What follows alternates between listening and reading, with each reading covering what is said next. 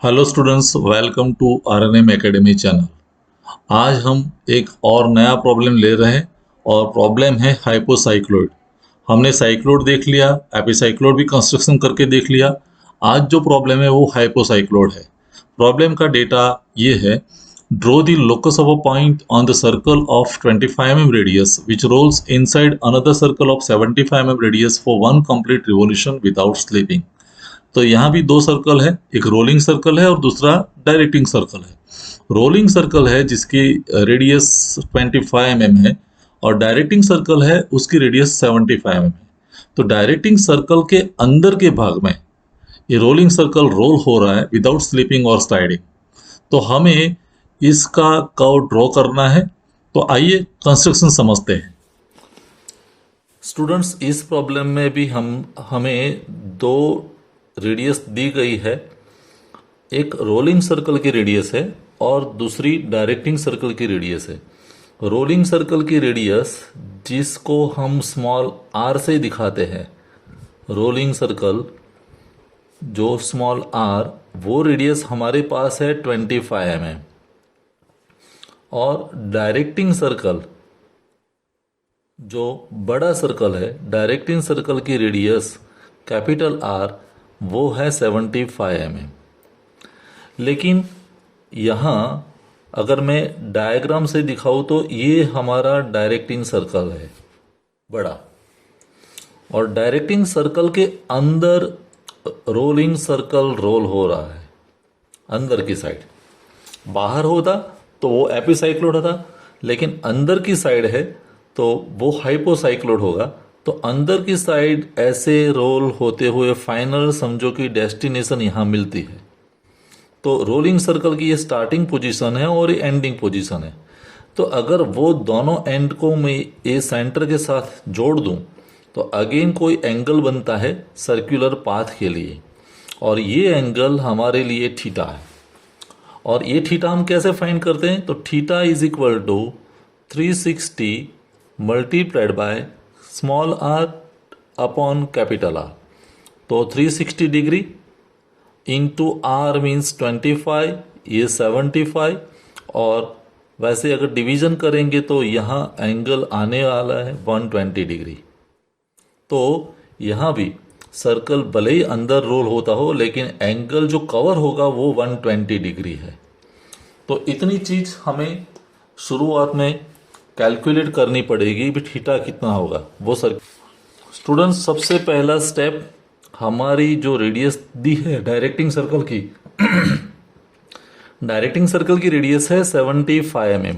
तो मैं पहले 75 mm रेडियस सेट कर देता हूँ कंपास की मदद से, और एक सेंटर लेके, ये सेंटर लेके मैं 75 mm रेडियस वाला आर्क लगा रहा हूँ। और यहीं पर हमें एक लाइन में ड्रॉ कर रहा हूँ वर्टिकल, और वहां से दोनों साइड हमें एंगल लेना है 60 डिग्री। तो हाइपरबोला की सिमेट्री अच्छी रहेगी। तो ये सेंटर मैंने प्रोटेक्टर की का रखा, और 60 डिग्री ये साइड में एंगल ले रहा हूं, और दूसरा एंगल 60 डिग्री ये साइड में ले रहा हूं।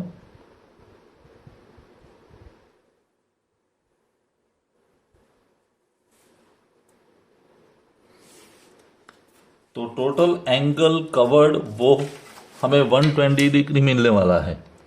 ये पॉइंट मैं ज्वाइन कर रहा हूं, फिर ये पॉइंट को भी मैं ज्वाइन कर रहा हूं।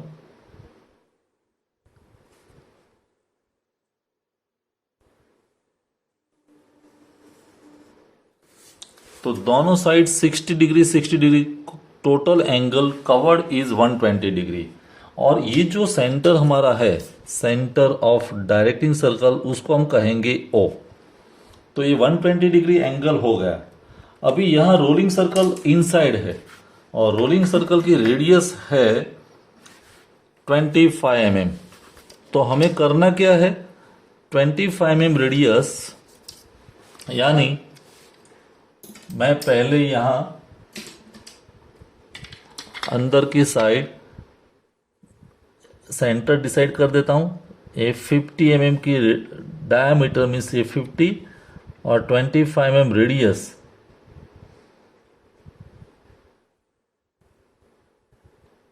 तो ये पॉइंट मिलेगा। तो वहां से सबसे पहली पोजीशन रोलिंग सर्कल की वो हम लेने वाले हैं।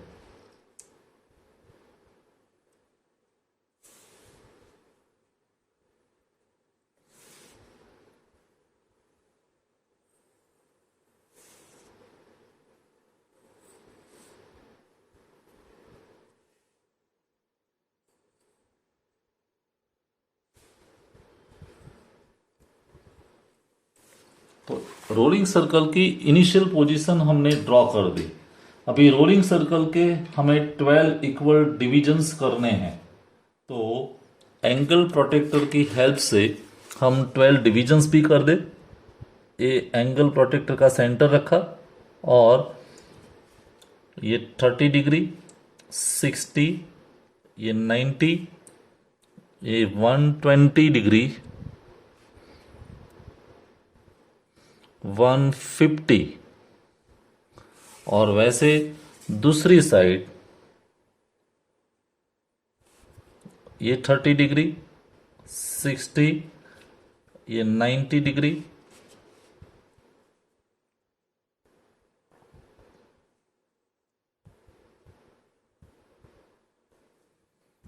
ये 150 और 120 डिग्री, और आमने सामने सभी पॉइंट्स को हम ज्वाइन कर देंगे तो सर्कल 12 डिविजन्स में डिवाइड हो जाएगा।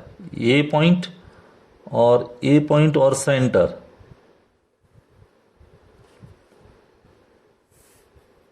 ऐसे। फिर ये पॉइंट और सेंटर। हाइपरबोला में एक्यूरेसी ज़्यादा रखनी पड़ेगी क्योंकि अंदर की साइड रोलिंग है, तो उसमें जल्दबाजी नहीं चलेगी। ए पॉइंट और सेंटर को हम जोड़ देते हैं।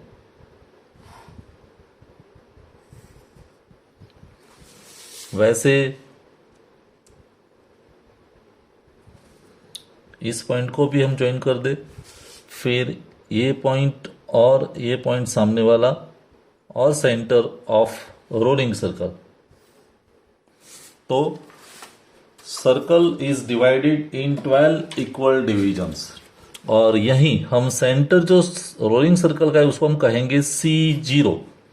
A.1, A.2, 3, 4, 5, 6, 7, 8, 9, 10, 11 और 12। मैंने पॉइंट्स का नोटेशन इस तरह से दिया है कि जैसे ये रोलिंग सर्कल अंदर की साइड घूमेगा तो सबसे पहला कांटेक्ट जो मिलेगा वो 1 पॉइंट का होगा, बाद में सेकंड का होगा, वैसे। तो 12 पॉइंट्स हमने दे दिए। वैसे जो एंगुलर पाथ है उसके भी हमें 12 डिविजन्स करने हैं। तो फिर से एंगल प्रोटेक्टर की हेल्प, और उसको 12 पार्ट में हम डिवाइड कर रहे हैं। ये 10 डिग्री, 20, 30, 40, 50, 60, 70, 80, ये 90,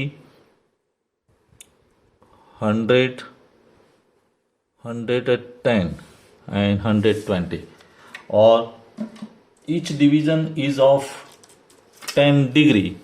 तो ये सभी को मैं ज्वाइन कर रहा हूं, ये पॉइंट और ये पॉइंट। फिर सेकंड पॉइंट को O के साथ ज्वाइन कर देंगे। थर्ड पॉइंट O के साथ ज्वाइनिंग होगी।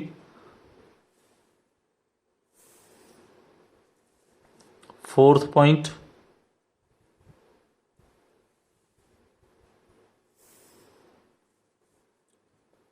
फिफ्थ पॉइंट,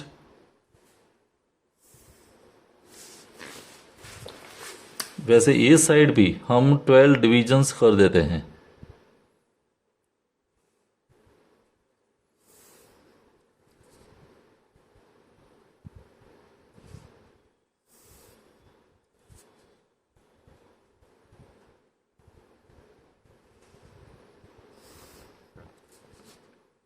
ये पॉइंट और ओ को जब ज्वाइन करते हैं एक डिवीज़न मिलेगा, और एक डिवीज़न यहाँ ये पॉइंट को ज्वाइन करने के साथ मिलेगा। तो एंगुलर पाथ को भी हमने 12 पार्ट्स में डिवाइड कर दिया।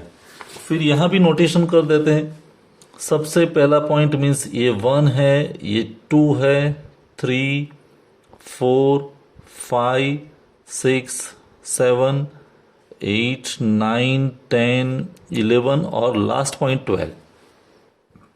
और अभी सभी में से ये जो रोलिंग सर्कल के जितने भी डिविजन्स है उसमें से हमें आर्क लगानी पड़ेगी। सबसे पहले आर्क लगाते हैं सेंटर से।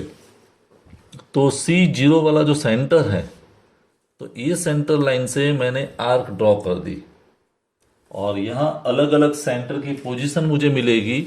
ये C0 है तो जैसे ये C1 है, ये C2, ये C3, C4, C5, C6, C7, C8, C9, C10, C11 and C12। तो 12 पोजीशंस मिल गई सेंटर की। और सभी पॉइंट्स में से सबसे पहला पॉइंट हमारा 1 और 11, तो दोनों में से पास होता हुआ हमें आर्क ड्रॉ करना पड़ेगा।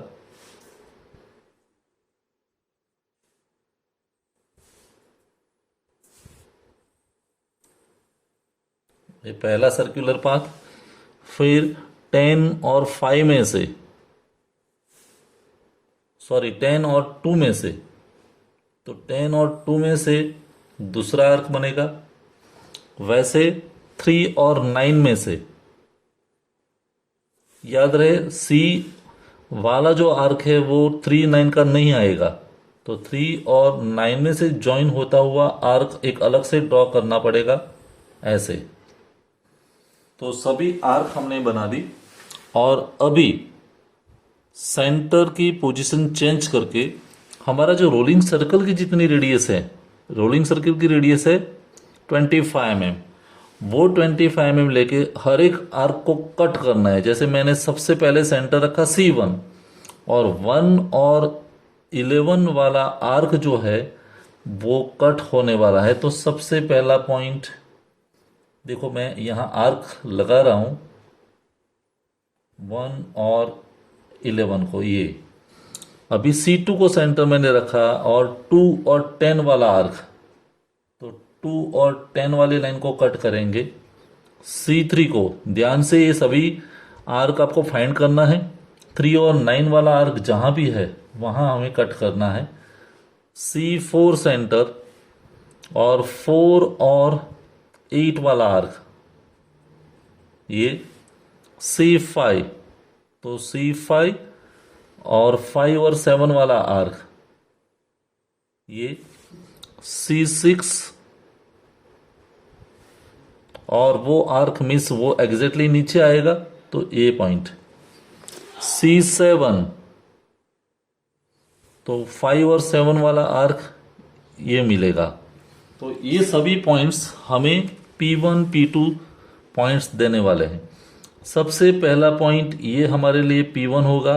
पॉइंट सब नज़दीक नज़दीक आने वाले हैं। ये P2 है, ये पॉइंट मिला वो P3 है, ये पॉइंट मिला वो P4, ये पॉइंट P5, ये पॉइंट P6, फिर ये P7, ये पॉइंट P8, ये पॉइंट P9, P10, ये पॉइंट P11, और लास्ट पॉइंट जो है वो P12। और ये सभी पॉइंट्स को हम स्मूथ हैंड से ज्वाइन करेंगे। मैं ज्वाइन करके आपको एक कर्व दिखाता हूँ।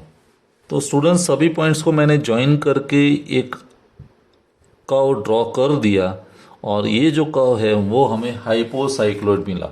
हाइपोसाइक्लोइड का कंस्ट्रक्शन बहुत कॉम्प्लिकेटेड हो जाता है जब सर्कल अंदर की ओर घूमता है, तो आपको एक्यूरेसी के साथ ही कर्व ड्रॉ करना पड़ेगा।